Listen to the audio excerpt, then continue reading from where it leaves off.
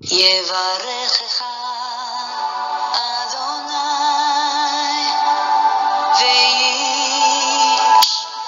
וישמרך. 바레크카 아도나이 베이시메레카. 사랑하는 성도 여러분, 오늘 하루도 전지전능하신 임마누엘의 하나님께서 여러분에게 복을 주시고 여러분을 안전하게 지켜주시기를 축복합니다. 아멘. 할렐루야. 오늘도 우리 코에 생명의 호흡을 불어넣어주신 창조주 하나님, 만물의 조성자이신 우리 주 여호와 하나님 아버지를 찬양합니다. 죄와 허물로 죽은 우리를 구원하신 예수 그리스도의 그 존귀하신 이름을 찬양합니다. 우리 안에서 오늘도 열심으로 일하시며 예수 그리스도의 장성한 분량으로 우리를 새겨가시는 그 역사하시는 성령님을 찬양합니다. 오늘 1189 성경 장별 강의 213번째 시간입니다. 오늘은 사사기 2장 말씀을 함께 공부하도록 하겠습니다. 사사기 2장의 제목의 말씀은 사사시대 초기에 이스라엘의 사예상입니다.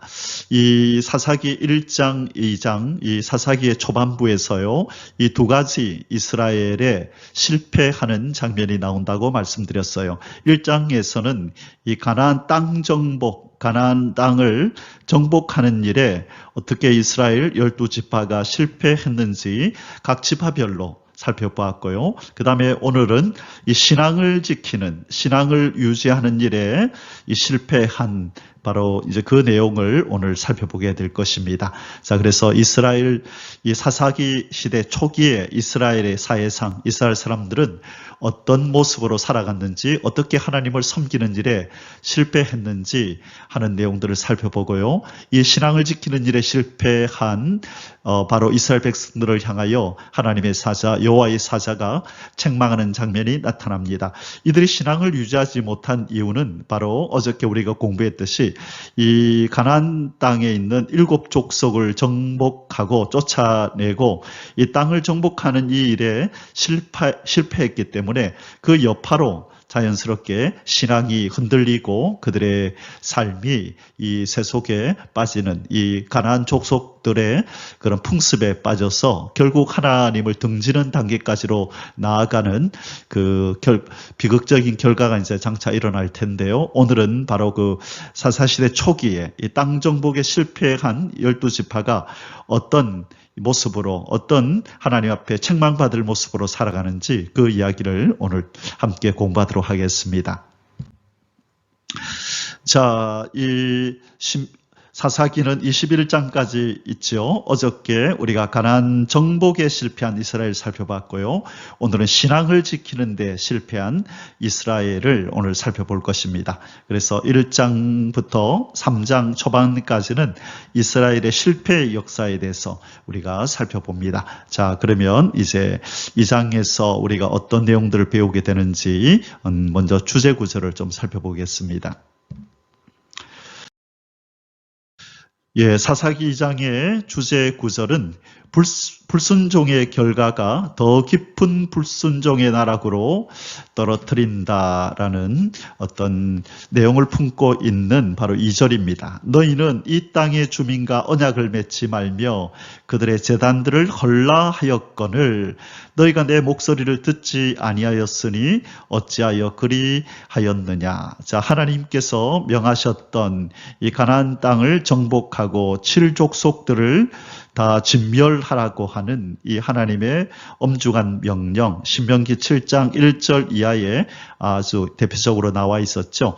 바로 이 진멸하라는 명령에 이 실패한 이 불순종함으로 그들을 쫓아내지 않고 남겨둔 이 불순종의 결과가 결국 이 7 족속들에 의하여 둘러싸여 그렇게 살아가는 그런 일이 벌어졌고 결국은 더 깊이 타락의 나락으로 이 불순종의 나락으로 떨어지는 그런 비극을 맞이하게 되었던 것입니다. 그래서 작은 불순종이 더 큰 불순종으로 우리를 이끌고 간다는 것을 우리는 기억해야 하는 것입니다. 그래서 매사에 내가 하나님의 말씀에 순종하고 있는가, 오늘 나에게 주시는 말씀에 나는 순종하는가, 그 부분을 우리는 매일 점검해야 합니다. 우리 안에서 역사하시는 성령님께서 우리에게 순간순간 말씀하시고 우리에게 무언가를 명령하실 때에 그 말씀에 순종하며 나아갈 때 성령님의 그 인도하심이 더 명확해지고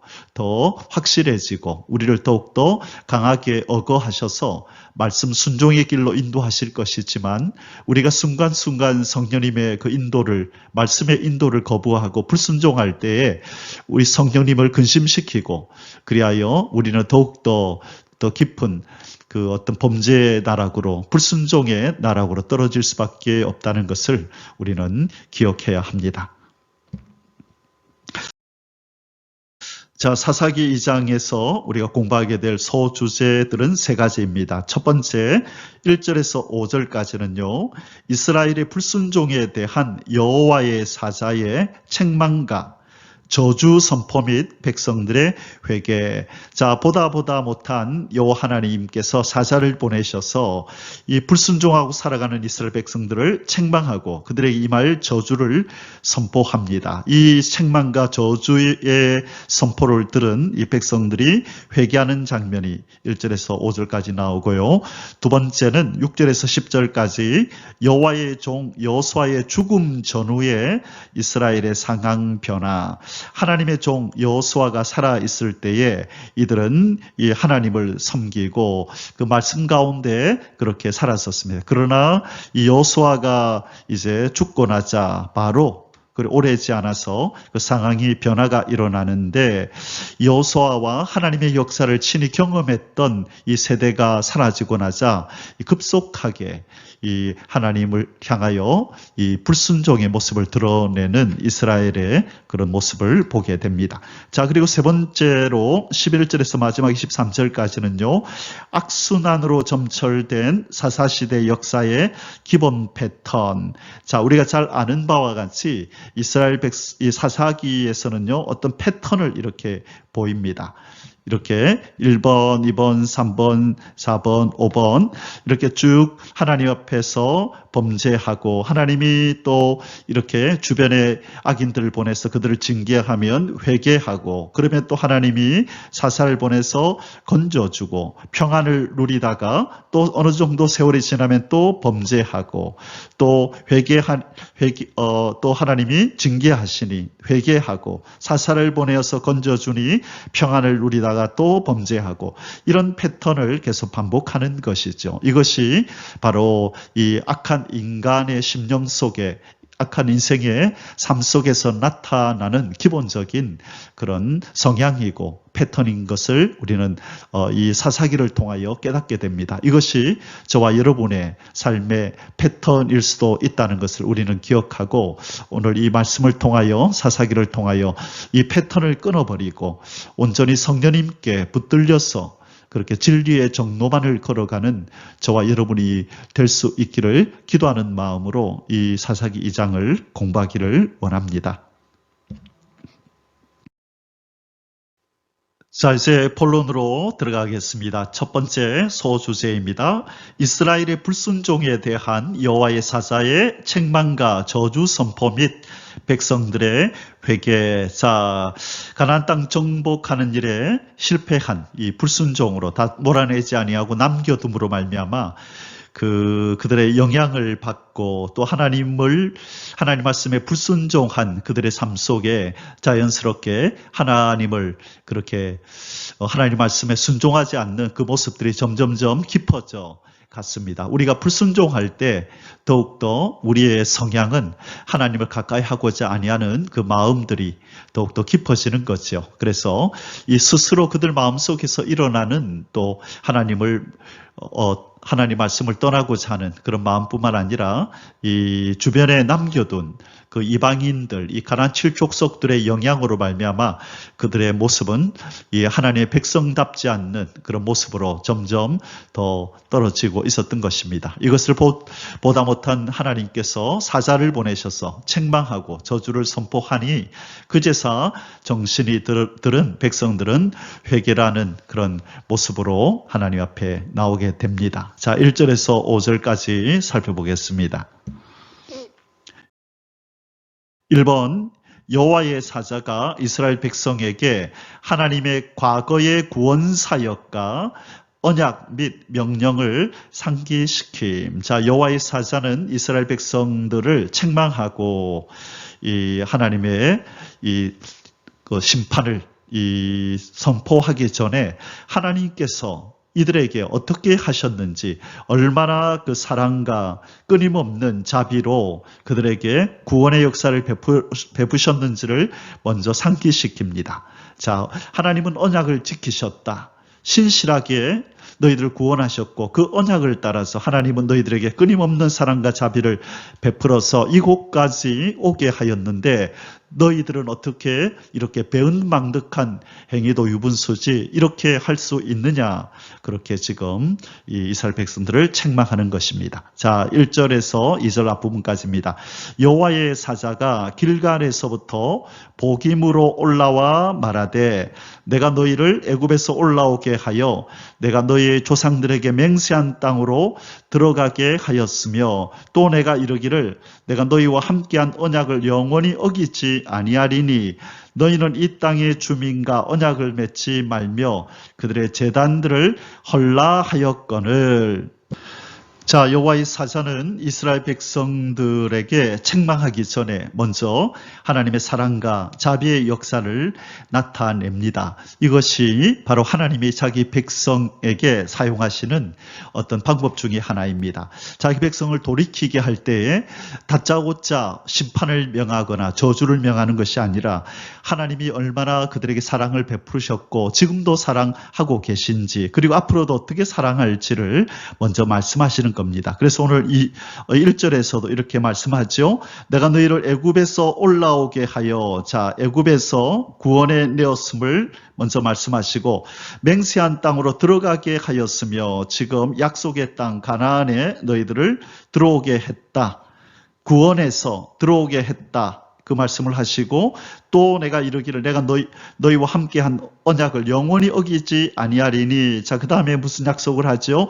영원히 임마누엘로 앞으로도 함께 할 것이라는 것을 약속하는 겁니다. 바로 이런 하나님인데 너희는 이 땅의 주민과 언약을 맺지 말고 그들의 제단들을 헐라 하였거늘. 자, 하나님은 이렇게 성실하게 언약을 지키며 너희들을 사랑했건만 너희들은 왜 그렇게 하지 언약을 어기느냐, 왜 하나님 앞에 마땅한 행위를 보이지 않느냐라고 말하는 것입니다. 여러분, 우리가 잘 아는 바와 같이 사도 바울이 그의 평생을 이 복음 사역을 위하여 그가 헌신할 수 있었던 그 이유가 무엇일까요? 우리가 아는 바와 같이 다메섹 도상에서 예수님을 이 드라마틱하게 만난 그 신앙의 경험이, 그의 삶의 경험이 그를 그렇게 그의 삶으로 나아가게 했을 수도 있지만, 우리가 이 고린도후서 4장 15절을 보면요, 무엇이 사도 바울로 그러한 삶을 살 수 있게 했는가 엿볼 수 있는 힌트가 되는 구절이 있습니다. 고린도후서 5장 14절 15절에 이런 말씀이 있습니다. 그리스도의 사랑이 우리를 강건하시는도다. 우리가 생각하건대 한 사람이 모든 사람을 대신하여 죽었은즉 모든 사람이 죽은 것이라. 그가 모든 사람을 대신하여 죽으심은 살아있는 자들로 하여금 다시는 그들 자신을 위하여 살지 않고 오직 그들을 대신하여 죽었다가 다시 살아나신 이를 위하여 살게 하려 함이라. 자, 14절에서 15절까지 말씀. 자, 고린도후서 4장이 아니고 5장입니다. 5장. 고린도후서 5장 14절에서 15절에 그리스도의 사랑이 우리를 강건하시는도다. 바로 측량할 수 없는, 형용할 수 없는 예수 그리스도의 그 사랑이 사도 바울을 그렇게 주님 앞에 헌신하는 그의 전생애를 주 예수의 이름을 증거하는 일에 온전히 바칠 수 있는 그 삶으로 그를 이끌어갔다는 것을 지금 사도 바울은 고백하고 있는 것입니다. 고린도서 5장 14절, 그리스도의 사랑이 우리를 강건하셨다. 그렇게 말씀합니다. 자, 그리고 이 요한 1서 3장 1절에 보면요, 사도 요한은 이렇게 말합니다. 보라, 아버지께서 어떠한 사랑을 우리에게 베푸사 하나님의 자녀라 일컬음을 얻게 하셨는가. 자, 여기에서도 뭘 강조하죠? 이 성도들아, 하나님이 어떠한 사랑을 어떠한 사랑을 우리에게 베풀어서 우리로 하나님의 자녀라고 하는 이 구원받은 백성이라고 하는 이 귀한 특권의 자리로 우리를 이끌었는지 아느냐? 주님의 아버지 하나님의 그 사랑을 기억하라. 우리는 바로 그 사랑을 받은 자들이다. 그러므로 하나님의 그 사랑에 보답하는 마음으로 우리도 우리의 삶을 바로 살아야 한다.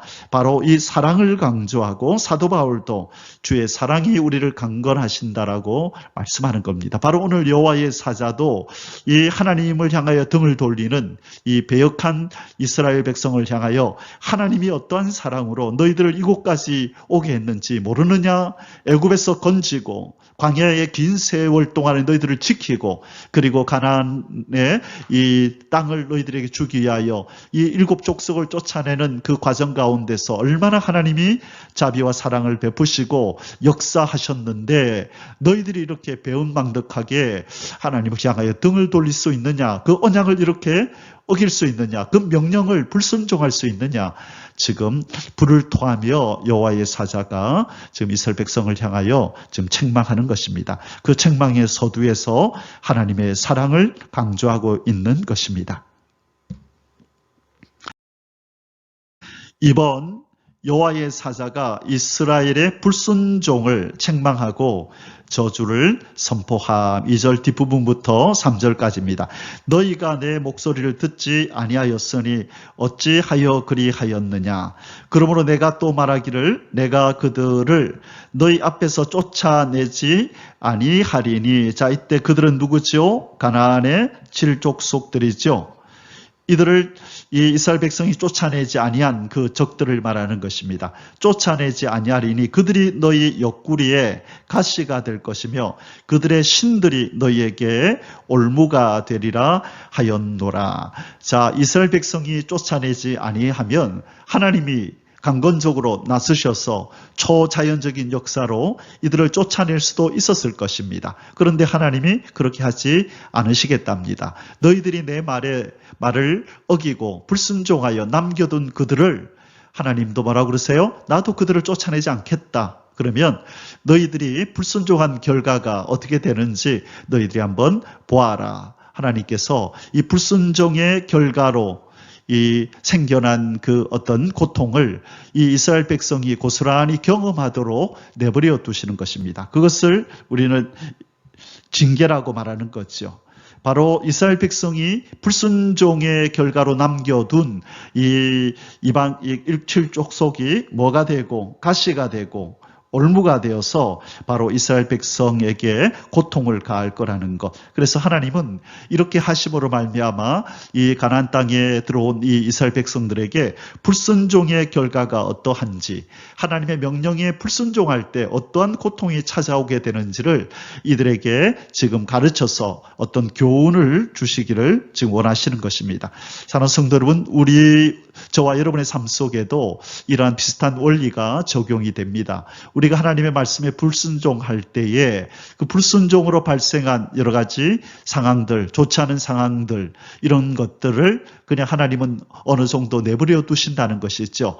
왜? 우리가 불순종할 때 어떤 고통을 받게 되는지를 어느 정도 깨닫게 하고 경험하게 하셔서 다시는 그렇게 불순종하지 않도록 하나님은 징계의 채찍을 드셔서 우리에게 어떤 영적인 교훈을 주실 수 있다는 것입니다. 그런데 이스라엘 백성은 자기들이 잘못해서 이 적들이 자기들을 괴롭힌다는 걸 모르고 어떻게 하나님 언약 백성인 우리를 이렇게 괴롭히십니까? 이 영적 무지에 빠져서 하나님의 뜻을 깨닫지 못하고 자기들이 지금 어떤 상황 속에서 있는지, 그들이 어떤 잘못을 했는지도 모르고 그들에게 다가오는 환난과 역경과 고난만 가지고 하나님을 탓하는 그런 아주 무지한 신앙의 모습을 보이는 이스라엘의 이 백성들을 우리는 보게 될 것입니다. 그들의 모습이 바로 오늘날 우리의 모습일 수도 있다는 것을 우리는 기억해야만 하는 것입니다.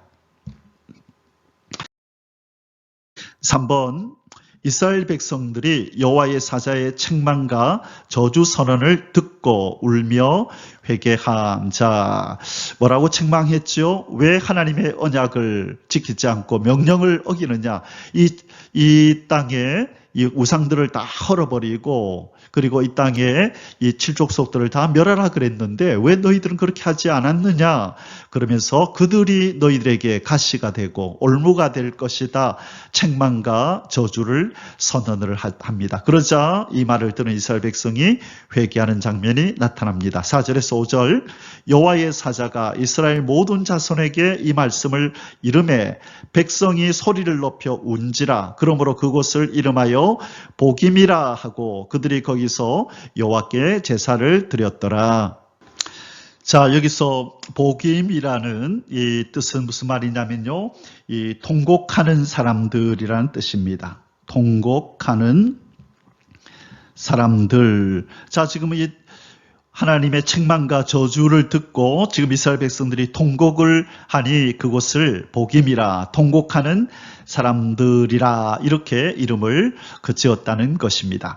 하나님이 주신 그 땅은 기쁨과 평강의 땅이 되고 잔치하는 땅이 되어야 하는데 어떻게 하나님이 이 언약을 성취하시면서 주시는 하나님의 선물인 그 땅이 어떻게 통곡하는 땅이 될 수가 있습니까? 이것은 바로 이 불순종으로 말미암아 이 하나님이 선물로 주신 이 언약의 땅, 이 가나안이 기쁨의 땅, 평강의 땅이 되어야 함에도 불구하고 바로 이 불순종이라는 이것으로 말미암아 이 기쁨의 땅, 언약의 땅이 복임이 되어서 통곡하는 땅으로 바뀌어버린 것입니다. 사랑하는 성도 여러분, 우리도 바로 이렇게 불순종할 때 하나님께서 우리에게 주신 좋은 것들이, 선물이 그냥 물거품이 되어버리고 아무것도 아닌 것처럼 한순간에 날아가 버리는 일이 생길 수 있다는 것을 말씀하고 있습니다. 아무리 좋은 선물이라 할지라도 하나님 앞에 불순종하는 순간 그 땅은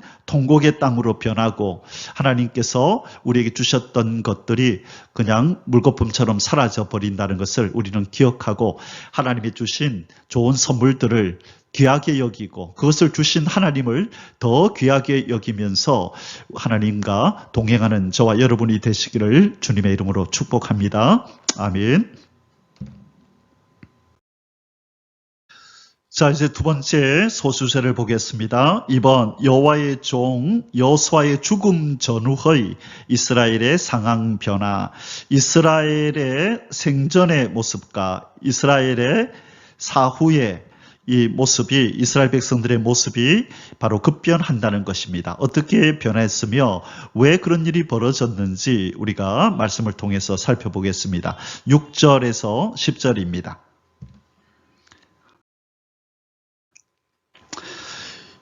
1번, 여호수아가 생존할 당시에 이스라엘의 신앙 상태. 자, 여호수아와 그 세대.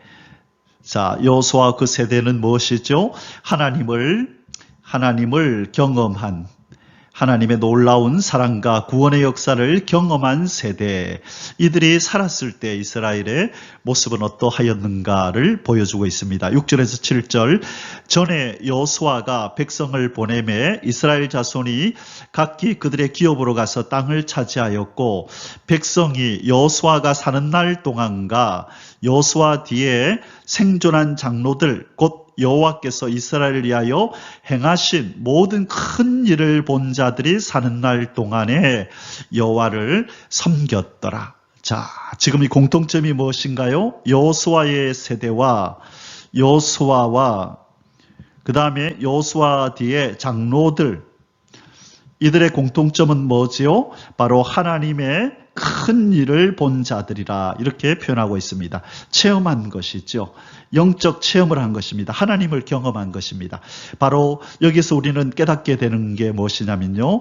바로 이들이 믿음을 가지고 하나님을 섬길 수 있었던 것은 바로 이 하나님이 어떤 분인지 하나님을 아는 지식, 하나님을 아는 지식에 플러스 하나님의 이 아는 지식이 삶 속에서 경험되어질 때 그때 이것이 무엇으로 열매를 맺냐면 믿음이 되는 것입니다. 그래서 하나님을 계시해 주시고 말씀을 통하여 그래서 하나님을 아는 지식을 가지고 그냥 이것이 머리에 지식으로 지식으로만 남아있으면 결코 믿음으로 승화될 수 없는 것입니다.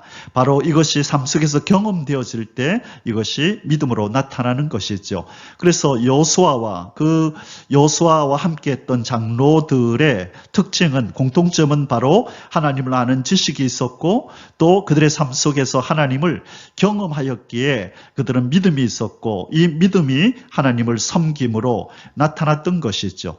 그런데 지금 여호수아와 그 장로들이 죽고 나서 이후에 가나안 땅에 지금 살아가고 있는 이스라엘 백성들은 하나님의 역사를 보지 못한 것이죠.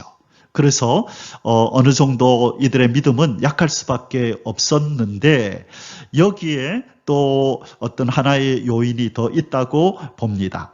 이 이스라엘 백성들이 하나님을 크게 경험한 체험이 없기 때문이기도 하지만, 또 하나의 이들이 하나님을 떠나는 이 죄악을 범하는 이렇게 된 데에는 바로 이 신앙을 계승하는 일에 바로 여호수아와 이 장로들, 이 세대가 실패한 것입니다.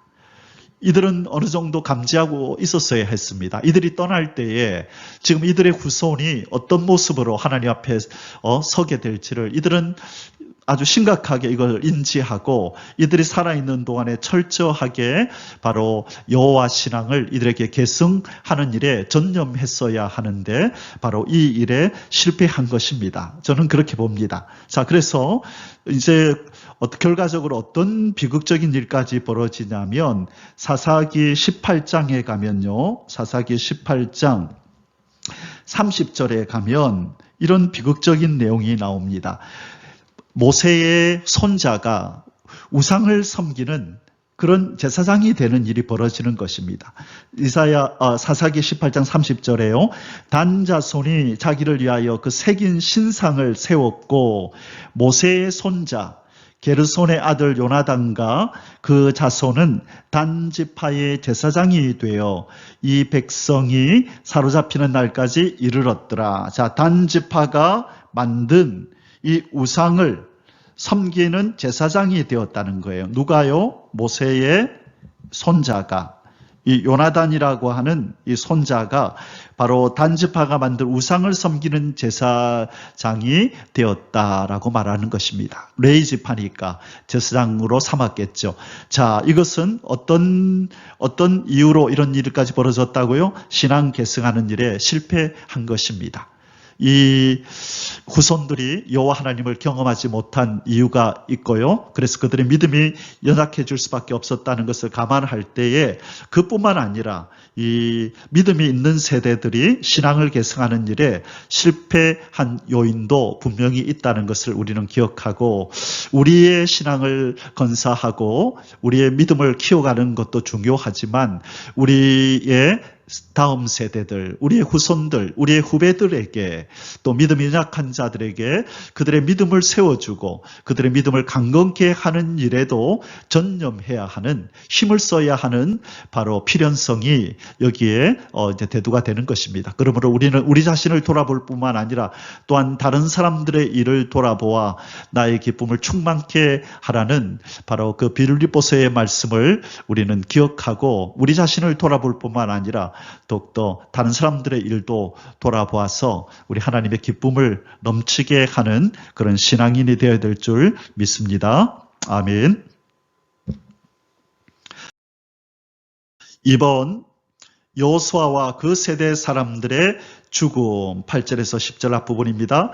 여호와의 종 눈의 아들 여호수아가 110세의 죽음에 무리가 그의 기업의 경내에 에브라임 산지 가스산 북쪽 딥나 헤레스에 장사하였고, 그 세대의 사람도 다 그 조상에게로 돌아갔고. 자, 여호수아와 그 세대의 장로들이 살아있는 동안에는 여호와를 섬겼는데, 그리고 이제 얼마 지나지 않아서 여호수아와 그 세대의 사람 모두가 그 조상들에게로 돌아갔다. 다 죽음을 맞이했다. 신앙을 참 깊이 경험했던, 하나님을 깊이 경험했던 사람들이 다 세상을 떠났다.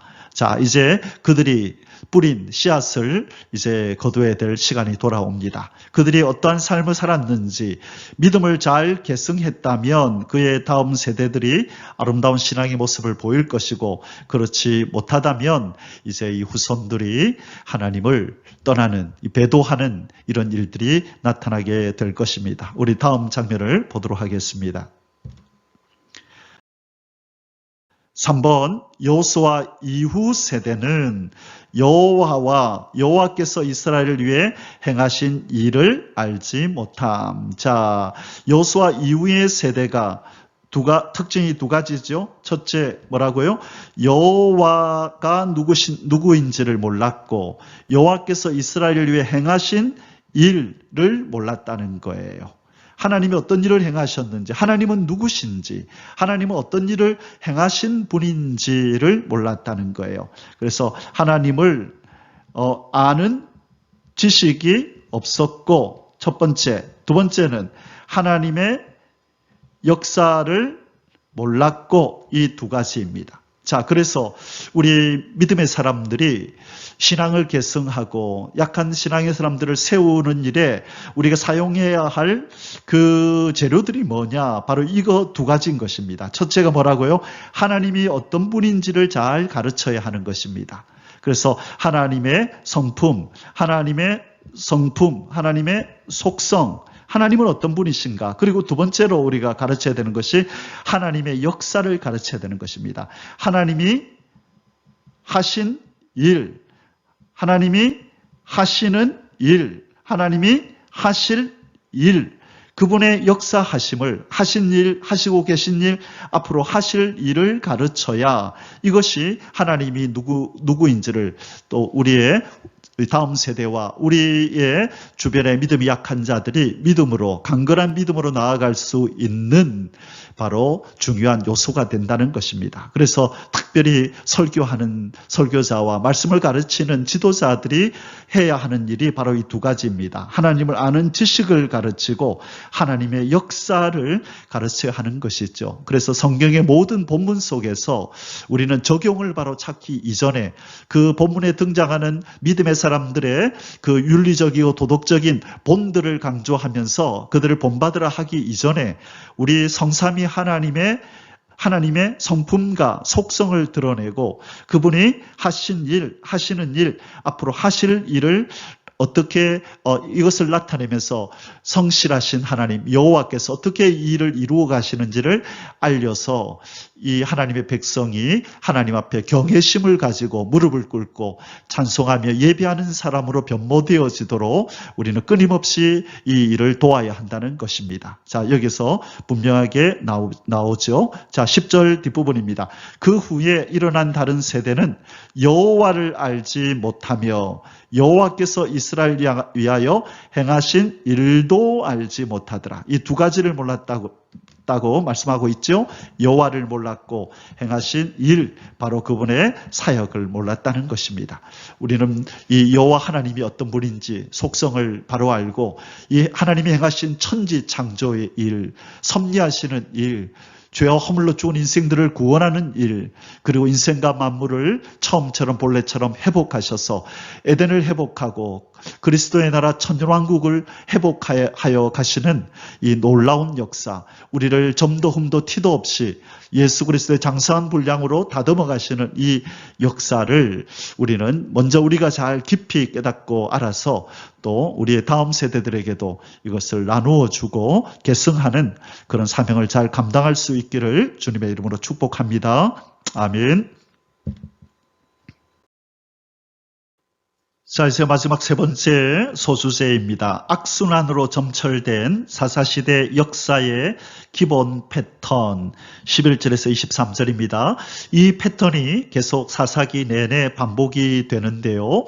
그 반복되는 패턴이 무엇인지 한번 보겠습니다. 자, 사사시대는 자기 소견에 옳은 대로 행하던 악순환의 역사다. 자, 그래서 사사기를 어떤 시대라고 얘기하냐면요. 자기 소견에 옳은 대로 행하던, 자기 소견에 이 하나님의 기준을 버리고, 말씀의 기준을 버리고 자기가 옳다 그르다를 판단하는 것이죠.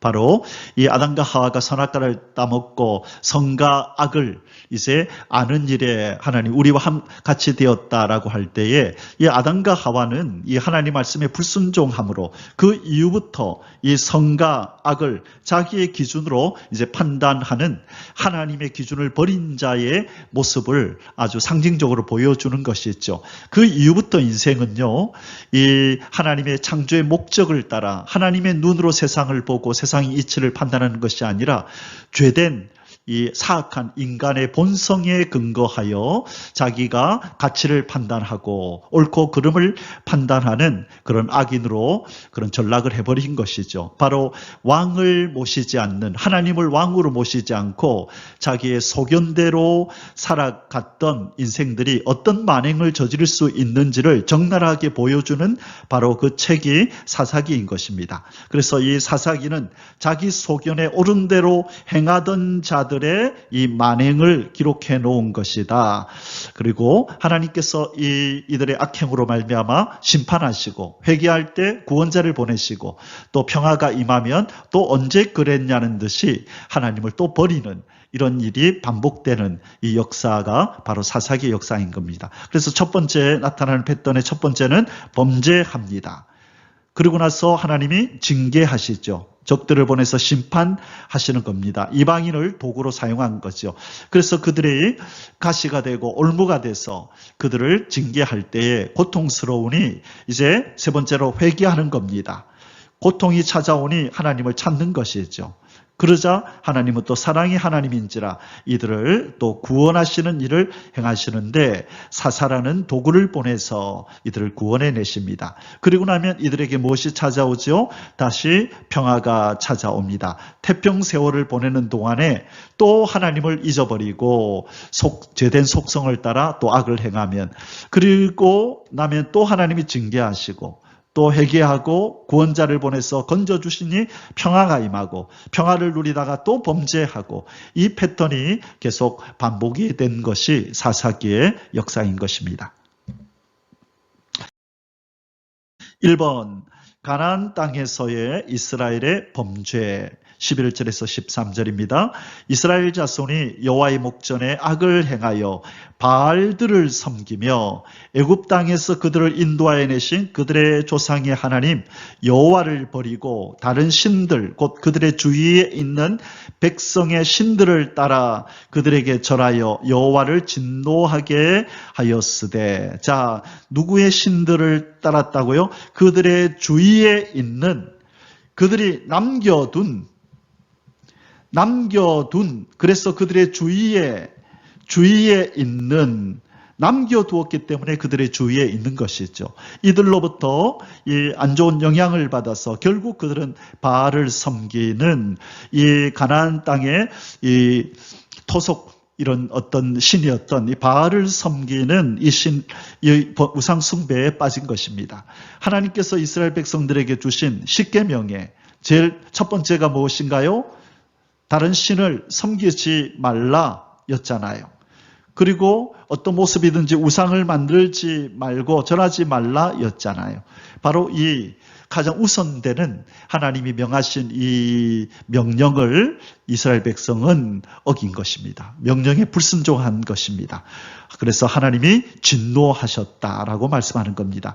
곧 그들이 여호와를 버리고 바알과 아스다롯을 섬겼으므로 자, 여기에서 바알은요, 뒤에서 이제 우리가 그 사진을 좀 보겠지만요, 이 바알과 아스다롯은 또 다른 이름이 아세라.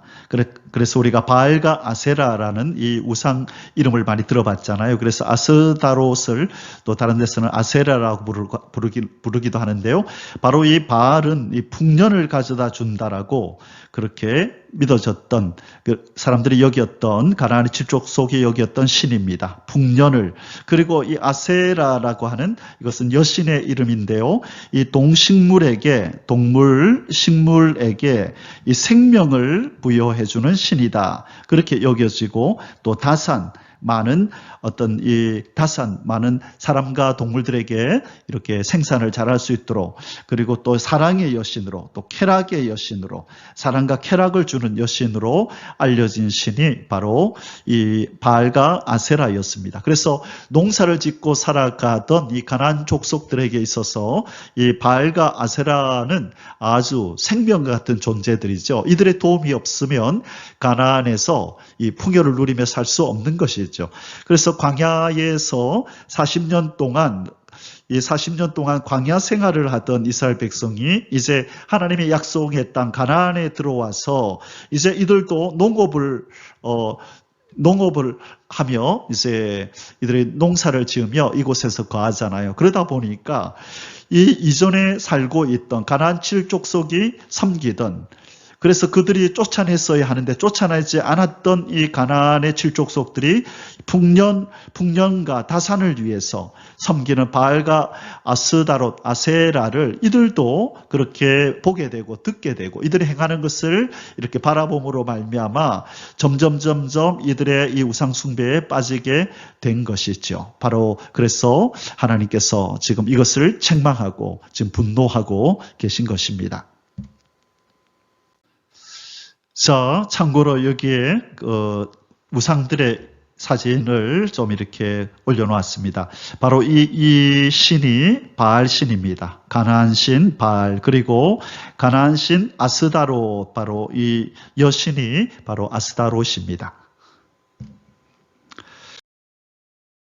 이번 이스라엘의 우상 숭배에 대한 여호와의 징계 14절 15절입니다. 여호와께서 이스라엘에게 진노하사 노략하는 자의 손에 넘겨주사 그들이 노략을 당하게 하시며 또 주위에 있는 모든 대적의 손에 팔아 넘기심에 그들이 다시는 대적을 당하지 못하였으며 그들이 어디로 가든지 여호와의 손이 그들에게 재앙을 내리시니 곧 여호와께서 말씀하신 것과 같고 여호와께서 그들에게 맹세하신 것과 같아서 그들의 괴로움이 심하였더라. 자, 여호와께서 이전에는 뭐라고 약속했죠? 너희들이 어디로 가든지 임마누엘로 함께 해주시겠다. 그래서 그들을 보호하고 지키시고 대적들을 만나면 대신 싸워주시겠다고 하셨는데 이 보호와 구원을 위한 임마누엘이 아니라 이제 하나님을 떠나고 우상을 섬기는 이들에게는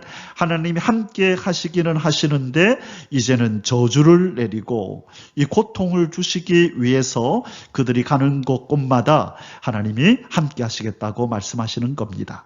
여러분, 하나님 백성의 이 기쁨에 또 성공하는 삶, 이 평강의 삶을 위해서 가장 중요시 우선순위로 정해야 할 것이, 여겨야 할 것이 무엇이냐면 바로 하나님만 섬기는, 하나님만을 사랑하고 세상이나 세상에 있는 것들을 그렇게 그 세상이나 세상에 있는 것들을 통해서 기쁨을 추구하지 않는 그 삶, 오직 여호와 하나님을 경외함으로 즐거움을 삼는 그 신앙이 하나님 백성에게 가장 우선적으로 요구되어지는 삶인 줄 믿습니다. 그래야 할 때 우리 하나님의 보호와 구원과 이 공급하심의 역사, 또 대신 싸워주심의 이 놀라운 은혜가 함께 하시는 것입니다. 3번, 하나님이 세우신 구원자인 사사들의 등장과 이스라엘의 근본적 타락. 자, 16절에서 17절에서요. 하나님은 이들이 범죄하여서 이들을 징계하고 책망하시지만 그래도 하나님은 이들을 사랑하시기에 이들에게 돌이킬 수 있는, 회개할 수 있는 기회를 주시는 사랑의 하나님임을 나타내고 있습니다. 바로 이들을 구원할 구원자 사사들을 보내어서 이들을 건져내시고 또 회개할 기회를 주셔서 그들을 새롭게 하시기를 원하시는 우리 하나님의 모습이 나타납니다. 16절 17절 여호와께서 사사들을 세우사 노략자의 손에서 그들을 구원하게 하셨으나 그들이 그 사사들에게도 순종하지 아니하고 오히려 다른 신들을 따라가 음행하며 그들에게 절하고 여호와의 명령을 순종하던 그들의 조상들이 행하던 길에서 속히 치우쳤다. 떠나서 그와 같이 행하지 아니하였더라. 자, 사사들을 보내서 구원하게 하셨는데 그러고 나면 그 이후에 회개하면서 자중하면서 하나님 앞에 순종의 길을 걸어야 했었건만 그들은 이 이제 평안이 찾아오면 언제 그랬냐는 듯이 이 사사들의 말도 듣지 않고 다시 불순종의 길로 속히 치우쳐서 떠났다. 속히 치우쳐서 떠났다라고 지금 성경은 말씀하고 있는 것입니다. 이것이 바로 이 초기 사사시대 당시에 또 여호수아와 그 세대의 지도자들이 이제 죽고 나서 이들이 보였던 그런 사회상을, 이 악한 사회상을 지금 성경이 말씀하고 있습니다. 4번, 사사들을 통한 이스라엘의 일시적 구원과 이스라엘의 범죄의 반복. 자, 18절에서 19절입니다. 여호와께서 그들을 위하여 사사들을 세우실 때에는 그 사사와 함께 하셨고 그 사사가 사는 날 동안에는 여호와께서 그들을 대적의 손에서 구원하셨으니 이는 그들이 대적에게 압박과 괴롭게 함을 받아 슬피 부르짖음으로 여호와께서 뜻을 돌이키셨음이거늘. 자, 언제 하나님이 뜻을 돌이키신다고요? 회개하고 통회할 때에 죄를 미워하며 그들이 하나님 앞에서 용서를 구할 때에 하나님이 뜻을 돌이키시고 그 사사가 죽은 후에는 그들이 돌이켜 그들의 조상들보다 더욱 타락하여 다른 신들을 따라 섬기며 그들에게 절하고 그들의 행위와 패역한 길을 그치지 아니하였으므로.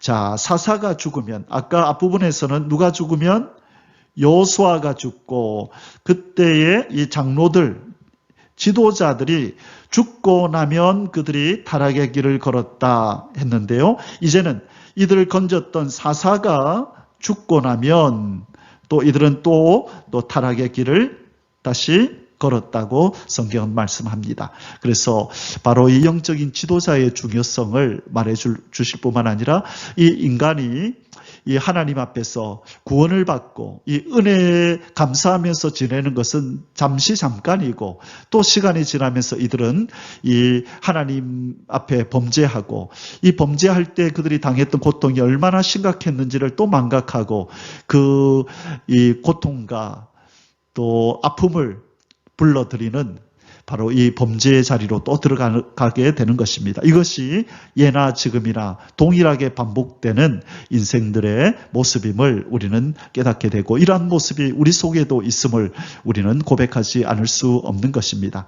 그래서 하나님께서 이 사사기를 통하여 우리로 하여금 이 이스라엘 백성들의 이 전철을 밟지 말라고 하나님이 평안을 주실 때 오히려 감사하며 그 평안을 주신 하나님을 더 잘 섬기는 사람이 되라고 우리에게 오늘 교훈하시며 이 말씀을 주시는 것입니다.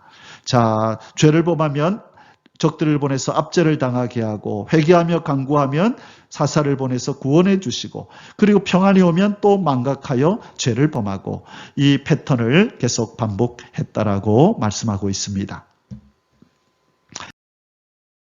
5번, 여호와께서 가나안 족속의 일부를 남겨두사 이스라엘을 시험하려 하심. 20절에서 23절. 이스라엘 백성이 하나님 말씀에 불순종하여 이 가나안의 족속들을 다 쫓아내시지 않을 때에 앞에 주제 구절에서도 말씀드렸지만 그러면 하나님이 나서서 자기 백성들을 위해서 적들을 쫓아주시면 좋잖아요. 왕벌들을 보내시든지 천재지변을 통하여 그들이 그 가나안 땅에 거주할 수 없을 정도로 강력하게 하나님이 역사해서 하나님이 쫓아내실 수도 있었지만 하나님은 이스라엘 백성이 불순종의 결과로 남겨둔 이 가나안 족속들을 이용해서 하나님은 자기 백성을 시험하는 도구로 사용하셨다는 거예요. 자, 그들이 가시가 되고 올무가 되어서 이스라엘 백성들을 아프게 할 때에 이 일을 통하여 하나님은 자기 백성에게 뭔가를 가르치려고 하셨다는 것입니다. 자, 한번 읽어보겠습니다. 20절, 여호와께서 이스라엘에게 진노하여 이르시되 이 백성이 내가 그들의 조상들에게 명령한 언약을 어기고 나의 목소리를 순종하지 아니하였은즉 나도 여호수아가 죽을 때에 남겨둔 이방 민족들을 다시는 그들 앞에서 하나도 쫓아내지 아니하리니 이는 이스라엘이 그들의 조상들이 지킨 것 같이 나 여호와의 도를 지켜 행하나 아니하나 그들을 시험하려 하심이라 하시니라. 여호와께서 그 이방 민족들을 머물러 두사 그들을 속히 쫓아내지 아니하셨으며 여호수아의 손에 넘겨주지 아니하셨더라. 아멘. 자, 오늘 본문에서요, 하나님께서는 이 이방 민족들을 이용해서 이스라엘 백성들을 시험하시겠다. 이것이 하나님의 뜻이라고 말씀합니다. 왜 이스라엘 백성이 쫓아내지 못한 이 가나안 7족속들을 하나님이 쫓아내지 않고 내버려 두시는가? 이것은 바로 이스라엘을 시험하려 하심이라고 말씀합니다. 그러면 이 시험을 한다는 이 뜻이 무엇일까요? 하나님이 이스라엘을 이제 죄악을 범하도록 길을 열어 놓으시고 유혹한다는 뜻일까요? 바로 그런 뜻이 아닙니다. 이 사람이 시험에 들어서 죄를 범하는 것은 이 하나님이 그렇게 하는 것이 아니라 이 자신의 타락한 본성에서 나오는 것이죠. 욕심에 이끌려서 바로 죄를 범하는 것이죠. 그래서 하나님이 지금 이 이스라엘 백성으로 죄를 범하게 하려고 하는 것이 아니라 죄를 범하는 것은 자기 욕심에 이끌려서 인간이 죄를 범하는 것입니다. 이것은 야고보서 1장 14절에서 그렇게 말씀하고 있습니다. 자, 그러므로 이 본문에서 하나님이 이스라엘을 시험하신다고 하는 것은 무슨 뜻이냐면 이 에덴 동산에서요, 하나님께서 아담과 하와가 이 선악과에 대해서 어떻게 하는지 이 선악과를 만드시고 명령하셨죠. 따먹지 말라. 그래서 선악과를 두시고 첫 번째 율법을 그에게 선포하신 겁니다. 선악과를 따먹지 말라. 왕으로서 자기 백성인 아담과 하와에게 명령하여서 그 명령에 순종하는지 아니하는지 순종을 할 때에 그는 하나님의 백성으로서 온전히 인정을 받고 영생을 얻게 될 것이고 순종하지 아니할 때 이제 사망에 이르게 될 것이라고 말씀하셨잖아요. 그와 동일한 원리로 하나님께서 이 우상을 섬기는 이방인들을 이 가나안 족속들을 남겨두신 이유는 이들이 가나안 거민을 따라 우상을 숭배하는지 아니면 사방에 이 우상이 널려 있음에도 불구하고 하나님을 향한 믿음과 이 충절을 지키는지 하나님이 한번 두고 보시겠다는 것입니다. 이것은 오늘날에도 동일하게 우리에게 적용되는 하나님의 뜻입니다. 오늘날 우리가 사는 이 사회에 얼마나 많은 죄의 요소들이 많이 있습니까? 하나님은 이런 것들을 하나님의 능력으로 근절하지 않으시고 우리 주변에 이렇게 남겨두셨습니다. 그것은 바로 우리가 그런 죄된 환경 가운데 있으면서도 하나님을 향하여 믿음의 절개를 지키는지 아니 지키는지를 보시고 시험하시기 위함이라는 것이죠. 이런 것들을 통하여 때로는 우리가 지켜서 승리함으로 승리의 창가를 부리면서 또 믿음이 성장할 수도 있고 때로는 이것들에 넘어져서 또 하나님의 징계를 통하여 회복되는 역사를 통하여 우리가 믿음이 성장할 수도 있고 그래서 하나님이 우리 주변에도 이러한 요소들을 죄와 어둠의 요소들을 단숨에 일거에 없애지 않고 내버려 두시는 이유입니다. 그래서 우리가 이 주변의 악들을, 이 어둠의 요소들을 볼 때에 왜 이런 것들을 우리 주변에 놓아두시냐고 원망 불평할 것이 아니라 이것들 가운데서 유혹을 이기고 우리 하나님의 마음에 기쁨을 드리는 이 성숙을 향하여 더 나아가는 그 길을 우리가 선택해야 될 줄 믿습니다. 우리를 도우시고 앞장서서 행하시는 우리 승리자 예수 그리스도의 손에 이끌려서 이 모든 어둠의 이 유혹들을 이기고 승리하는 저와 여러분의 이 신앙생활이 되시기를 주님의 이름으로 축복합니다. 아멘.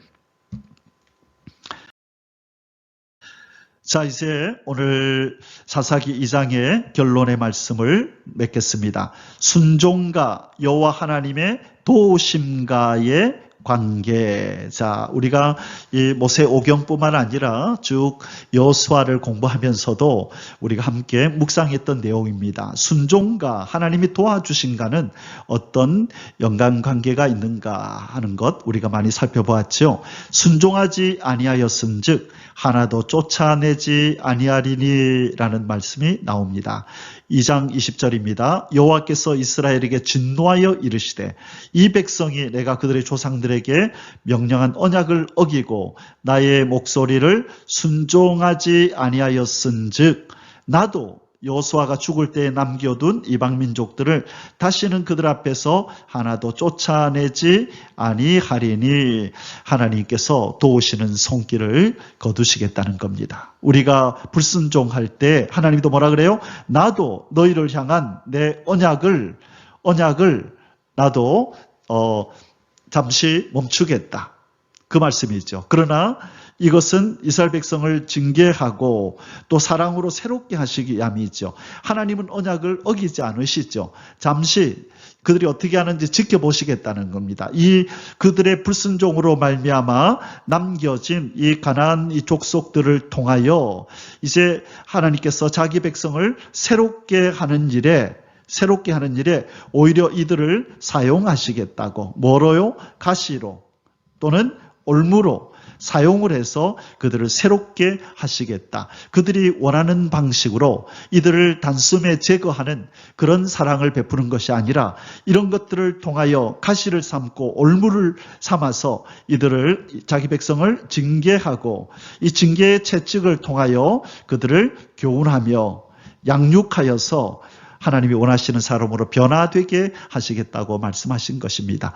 자, 순종하였더라면 이들이 경험하지 않을 가시와 올무를 불순종함으로 하나님은 오히려 이것들을 이용하여 이스라엘 백성들에게 고통과 또 아픔을 주시겠다고. 그러나 궁극적인 목적은 자기 백성을 멸망시키기 위함이 아니라 바로 그들을 새롭게 하고 더 성숙의 길로 인도하기 위함이라는 것 우리는 기억하면서 오늘 이 말씀을 통하여 우리는 하나님이 명하시는 매사의 모든 일에 순종의 발걸음을 내디딜 수 있기를 원합니다. 이 가시를 경험하지 않고 올무를 경험하지 않고서 우리가 하나님이 원하시는 그 성숙으로 나아갈 수 있다면 그것보다 더 좋은 것이 어디 있겠습니까? 그래서 우리는 이스라엘 백성들처럼 불순종함으로 하나님께서 사용하시는 가시와 올무를 맛보는 것이 아니라 순종함으로 온전한 하나님의 사랑과 은혜 안으로 들어가는 저와 여러분의 승리하는 삶이 되시기를 주님의 이름으로 간절히 축복합니다. 아멘. 할렐루야. יברך